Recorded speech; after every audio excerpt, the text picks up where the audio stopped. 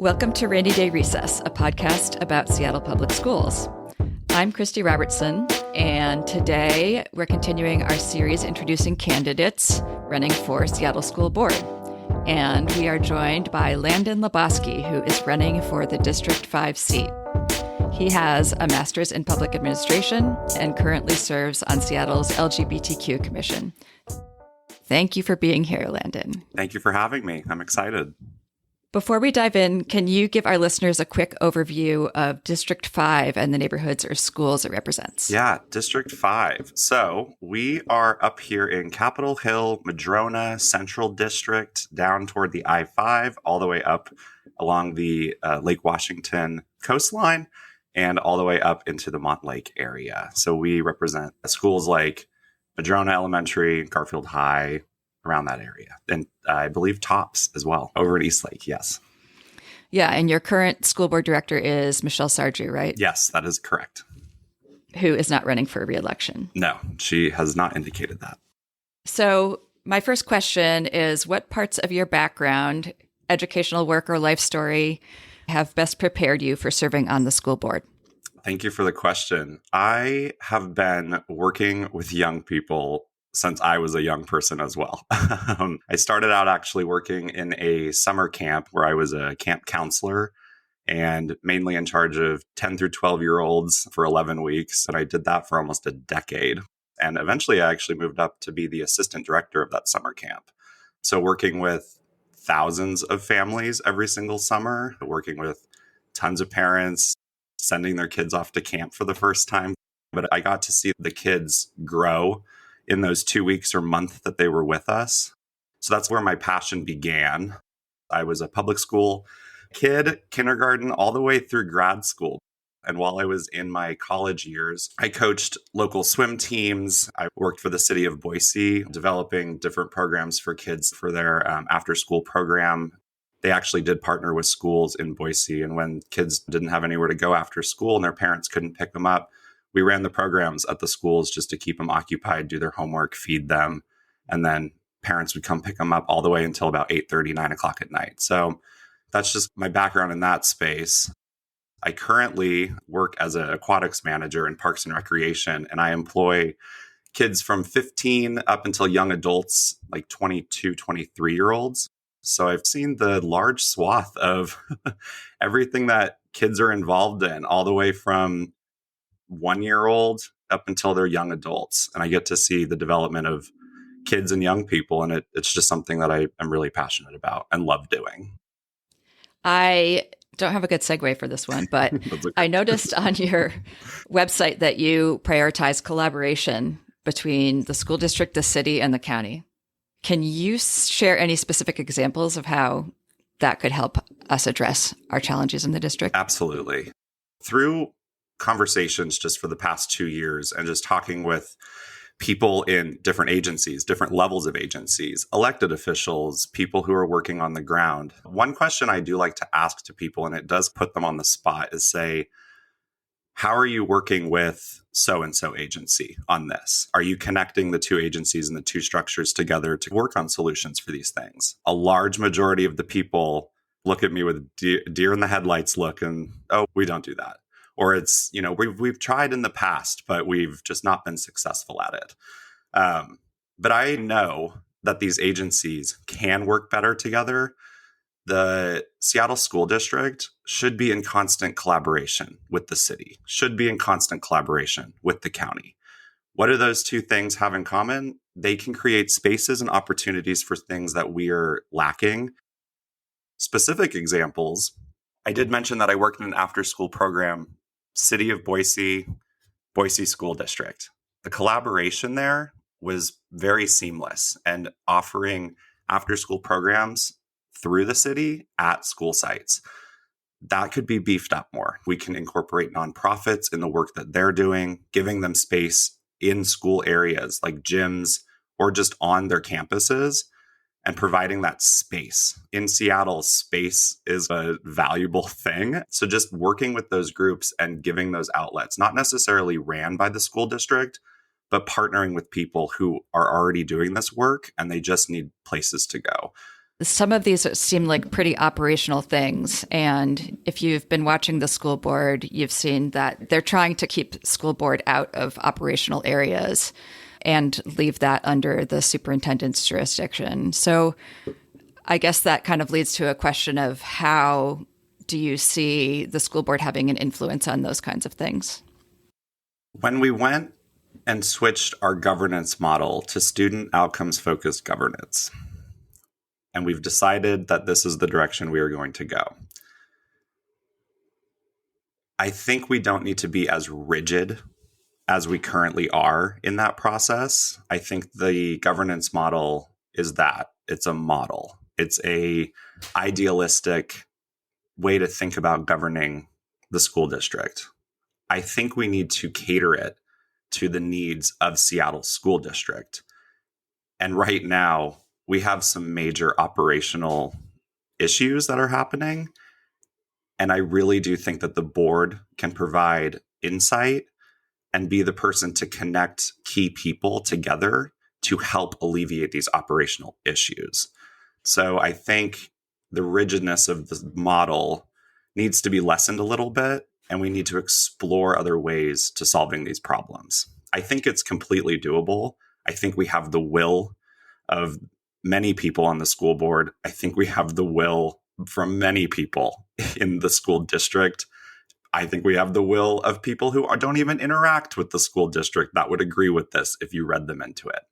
So it's something that we need to be looking at, build the trust, and just work together. Tied to that, how do you see the role of the school board with respect to the community? And then how is that different from the role of the district and administration with respect to the community? The school board needs to be the liaison between the two. The school board needs to be able to understand the complex issues that are happening at the district level and really dig into the policy issues happening with funding, dig into the operational issues that are happening with transportation and like insurance at schools or keeping the lights on at schools. And they can definitely sit in the space of being in those complex conversations. But then on the flip side, we need to be including parents and community members more. And you need to be able to take that information and communicate it effectively to reach a wide audience. I believe that the school board needs to continue the work that they're setting up this year to be more transparent, more communicative, setting clear ways that they are going to communicate routinely with people outside of the district. At the last school board meeting, some people said, we've been talking about this for 20 years. Okay, we just need to do it now. This is the moment. We're facing a budget shortfall. This is the moment we need to be bringing in more people and communicating with community. And the board, I believe, are the people that are responsible for doing that. Last year, the district proposed and then withdrew plans for school closures. What approach do you think you would have taken if you'd been on the board during that process? So this is actually why I got in on this. This is why I told myself, you need to run for the school board. This was a communication downfall, I believe, of the school district and the school board. The moment they said, 21 schools? We're going to close 21 schools. Okay, what's the plan? Oh, we don't have one. Okay, way to panic 50,000 kids and those families. Way to do that. When we look at budget shortfalls, and I think that this is going to go into the transparency topic of the budget, we have to be transparent starting yesterday about things. When they said we're going to close 21 schools, where did that come from? Was it decided 30 minutes before? No, that was decided well in advance. These conversations need to be happening in an open, transparent way with community involvement, because if you don't, you're going to get the backlash like we did last year. And throughout all last year, parents were waiting on the plan for 21 schools to close. And then they came back in the fall and, oh no, it's going to be 4 to 5. Okay, which ones? Oh, we don't know. And okay, you just repeated the same thing you just did. And then in the December meeting, it was, oh, we're not going to be going forward with that. Let's just wait for the legislator. Communication and transparency needs to be beefed up. We have to be including people in these conversations before we propose big ideas like that. Personally, I don't believe in closing schools. I know there's a lot of people who will fight back against that, saying we have elementary schools with not a lot of kids. This is a unique school district in that way. And I say the community wants this direction in schools. We have a high rate of graduation for a city school.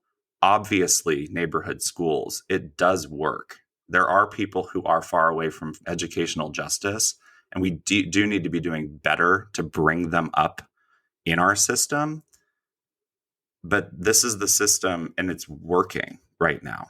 If we're going to be looking to close schools, we have to communicate that with the families and have a plan set in place with all aspects thought out.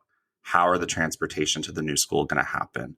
What programs are going to be moving to these schools? What groups of kids are going to be moving to these schools? This all needs to be thought out before it is brought up in a board meeting with no plan and no answer to the questions.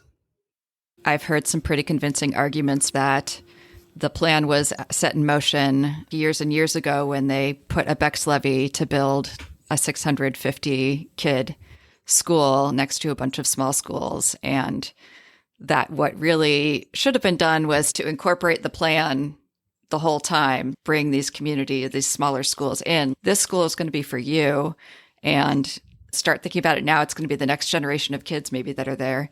It takes years to build buy-in and trust for these things. And I am very excited to see that their new communication and wanting to really learn, how do you want us to communicate? How do you want us to involve you in these processes? I am hopeful that work needs to continue here forward, but it takes years for trust to be built. And if a plan is set in motion, you need to bring people along with your plan, because it's causing chaos and a little strife with a lot of people.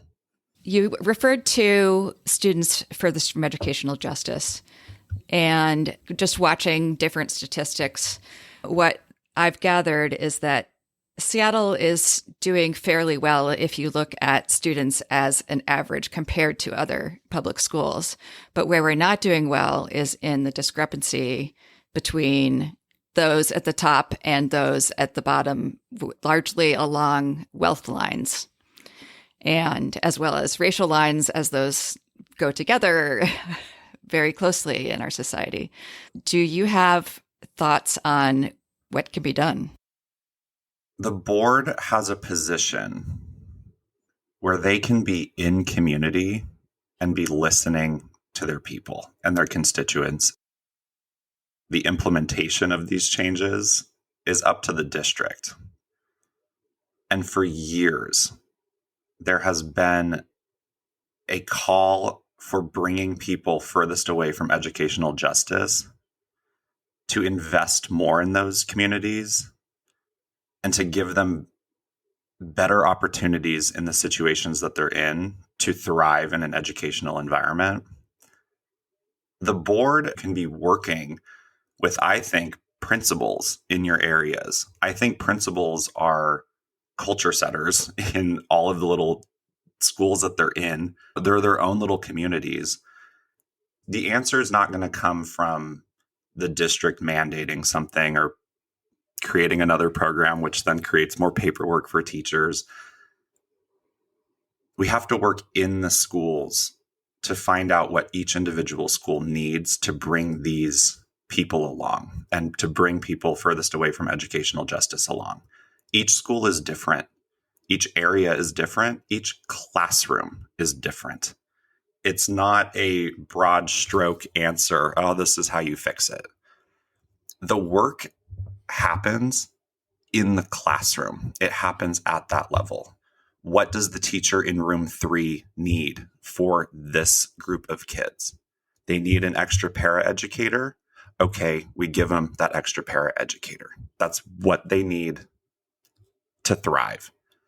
This other school needs 2 more mental health counselors. We need to be able to give them 2 more mental health counselors. It's one of those things where I have a hard time when people say no to the obvious answer and to the obvious things that teachers and educators and parents are asking for, because we can do it. We have an opportunity in Seattle to have a world-class school system that other school districts can study. We are living in one of the wealthiest cities in all of human history. We have a large amount of people who are highly educated in this city. We can absolutely be providing these services in the classrooms, right at the ground level. Why we have not, and why we have not pushed harder for it, I understand that it is hard. I understand that this is work and it's grueling and sometimes the outcomes just don't happen, but that's where it is. It's not a broad stroke answer. It's happening classroom by classroom. And I know that that is a huge, huge undertaking, but that is where we're going to make the difference. I believe that is the answer. So where the board can help with that is I think we need to continually be talking about that, and we need to be continually advocating for that individualized need. If you need something, we are going to work to get it to you, but it needs to be at that very micro level. Okay, we've been soliciting questions from students, and we have a student question from Rafael Brewer, who is a student at Garfield High School. And he asks, what is your plan to increase school safety, especially at our middle and high schools? Would you bring back safety resource officers? I've talked to a lot of people about this because I also think that this is not a broad stroke answer. I think that this is a complex issue happening currently. How I would approach it first and foremost, what are the people in the schools asking for? Students have been asking for a few more mental health counselors or just a few more places to be able to decompress, to solve issues with a qualified adult in the room. I think we need to start there. I also think giving kids more opportunity to explore their idea of what they want their education to look like. Athletics is a great spot for kids to go after school, creating clubs, getting them more involved with civics, like coming and working at the city and Parks and Recreation, or if you have a passion for finance, maybe working with the city finance department, learning little things there.